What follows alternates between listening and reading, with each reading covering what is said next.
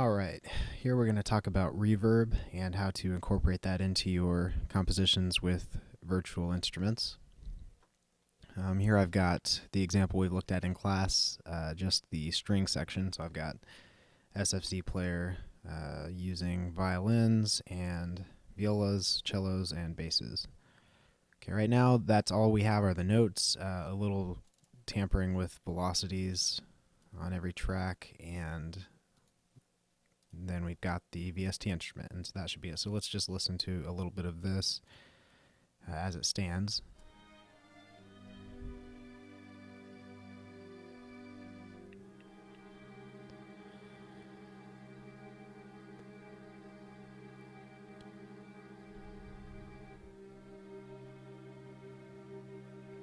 Okay, so we got this string melody, and I've picked this part in the melody in particular because we have this nice little gap right here.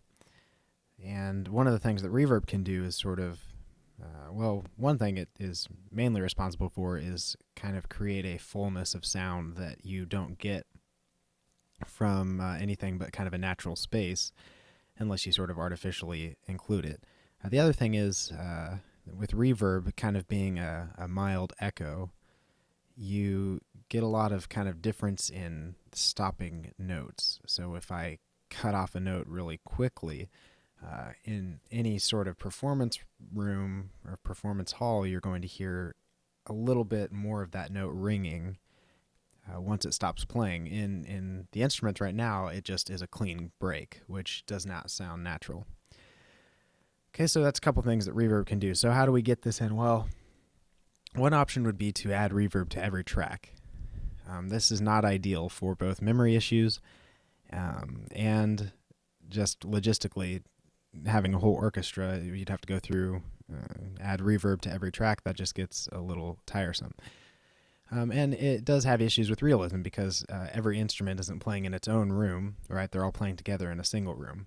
So what we want to do is try to get the sound of every instrument collected and sent to this reverb track that we're going to make here in a second. And then use that audio information to sort of process the reflection of the sound to make it sound like the whole orchestra, or in this case, the whole string ensemble is playing together.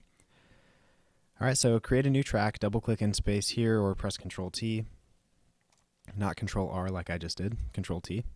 I'm going to slide it down to the bottom here, click and drag. All right, so I'm going to call this track Reverb. Okay. The main thing for your reverb track is that you want it to hear the audio coming out of your VST tracks. All right, what we're going to do is open up this I/O panel. It's right next to the names labeled I/O. And you want to set up receives. Receives meaning it's going to receive audio from other tracks. Okay, so I've got options. I can receive the audio from track 1, track 2, track 3, track 4. If I had tracks I didn't want to send to the reverb, I could select them, 1, and then add a new one, 2. In this case, because I have 4 tracks and I want them all to go to reverb, I can just do this shortcut, add receives from all tracks, and there you can see it's added receives from all 4 string tracks. The audio channels, MIDI channels, not entirely important to what we're doing.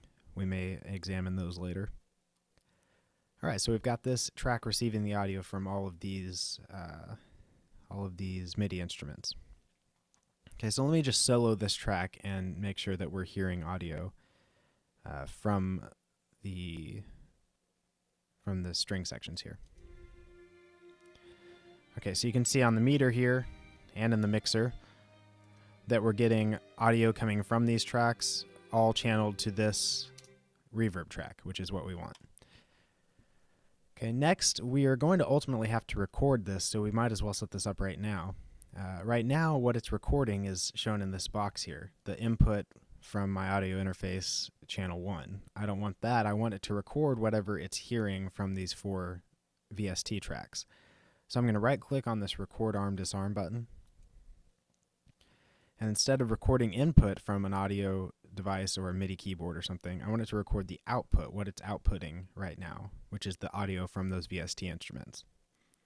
So I want to record the output, which is stereo. In this case, I've got some panning going on, so that is going to be a left and right signal. So I'll choose record output stereo, click that. All right. Now if I were to enable this track for recording and press record,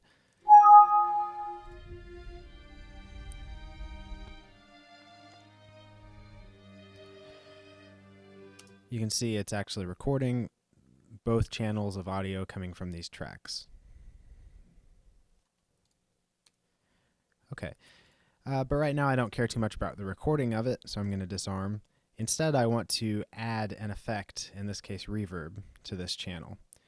So I'll go to all plugins, and I'll type in, and now Reaper has a built-in pretty nice little reverb device or effect, so we'll just use that. It's called Reverb, and we'll use Reverbate. There's actually two kind of variations of this. We'll use this one.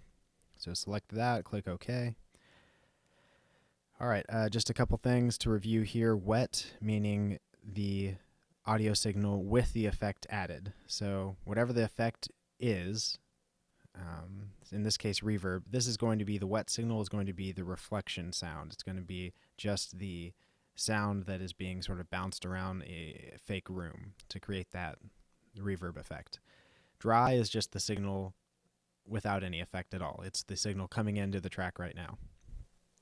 So because this is a reverb specific track, I can do a couple things. I can get the actual dry signal from these four tracks and just have the reverb coming to here, or I could include both in this track and record that kind of as my main track. Right now I'm just going to have the wet signal, so only the reflection part. We could use a preset, or you could kind of play with it yourself. These presets are good starting points usually. So we could try dark corridor. Perhaps our string ensemble is playing in a dark corridor. Again, I'm going to turn down the dry signal and just listen to the reverb. So if I solo this, what I should hear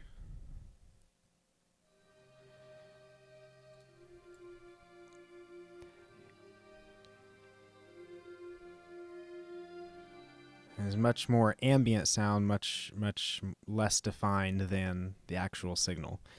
All right, so that's going to be a good addition to kind of fill in the gaps of this string ensemble. All right, so now what we're hearing is going to be all of the audio coming out of these VST instruments here, and then we're also going to hear the reflection, the reverb here.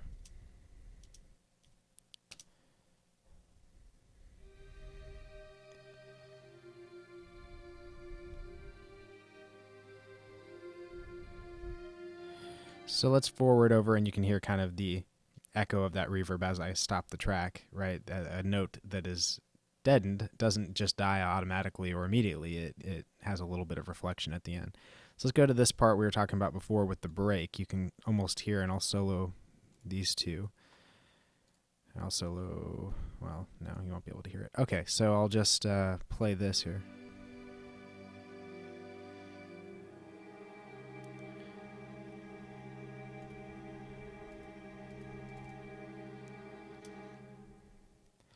Okay, so you see that it really helps fill in those kind of dead, soundless gaps. And in fact, this reverb may be turned up a little too high, so I might just bring it down a tiny little bit over here.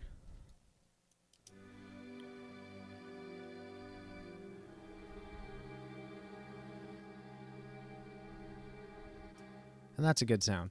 And just for comparison, again, here's the non-reverbed sound, so the sound without the reverb track.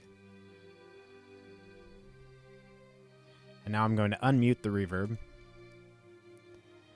And you can just hear it really is a nicer sound. Reverb in the right setting, especially an orchestral setting, can really be something of a sounds good button. All right. At this point, I could add more effects to this track if I really needed to. Right now, all I need is the reverb, and I will go ahead and press record. Oh, I can't because I haven't armed it. Now I can press record. To ignore that message. And so now it's giving me that reverb sound that I was interested in, and that's kind of now going to be permanent. And so keep in mind that if you do record that, that should be sort of towards the end of your project when you're about to save out, because otherwise it won't match up. Like, say if I change some notes here or change a different chord in this bar here, then that would not match up with the reverb, so we'd have to re-record. So in general, don't record till you're ready to save out the project. And that's how we put reverb on our Reaper songs.